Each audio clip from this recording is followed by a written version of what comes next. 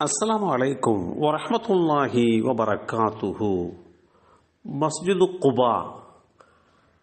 அல்லாஹுடைய தூதர் ஸல்லல்லாஹு அலைஹி வஸல்லம் அவர்கள் ஒவ்வொரு சனிக்கிழமையும் குபா பள்ளிக்கு வருவார்கள்.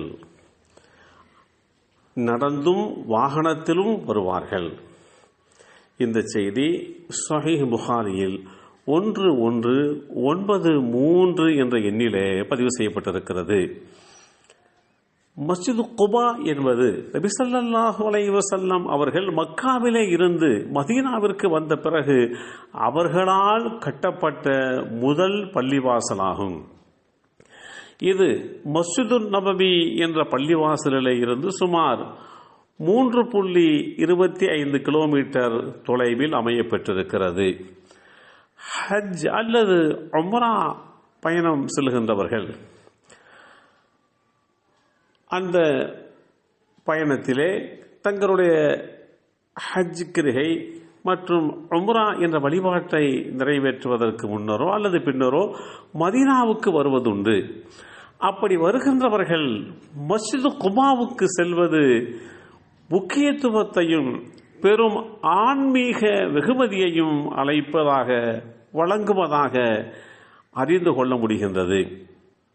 நபி ஸல்லல்லாஹு அலைஹி வஸல்லம் அவர்களின் பாக்கியமான ஹிஜ்ரத் குடியேற்றம் மற்றும் இஸ்லாத்தினுடைய செய்தியை பரப்புவதில் அவர்கள் மேற்கொண்ட அயராத முயற்சிகளின் நினைவுகளுடன் இணைவதற்கான ஒரு வழியாக இந்த பயணம் அமைகிறது.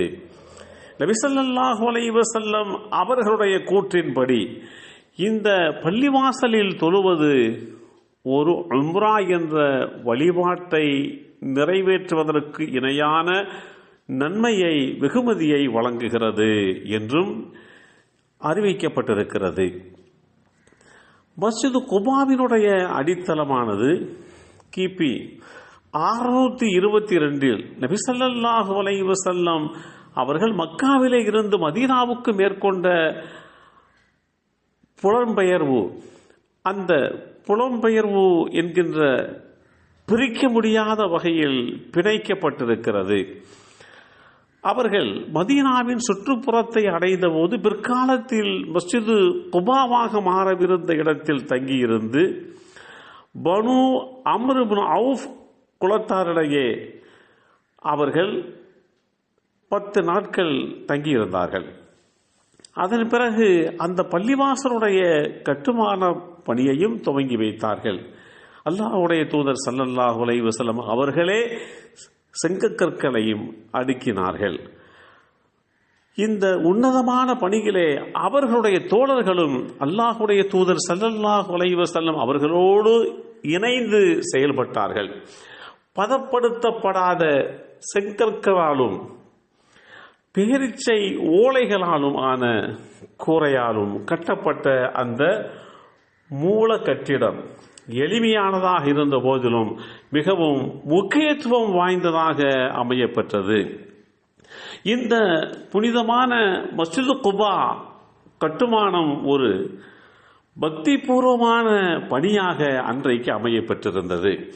இதில் நபி ஸல்லல்லாஹு அலைஹி வஸல்லம் அவர்களும் அவருடைய தோழர்களும் நேரடியாகவே பங்கேற்று அந்த கட்டுமான பணிக்காக வேண்டி தங்களை அர்ப்பணித்துக் கொண்ட செய்திகளையும் வரலாறுகள் தெளிவுபடுத்தி காட்டுகிறது.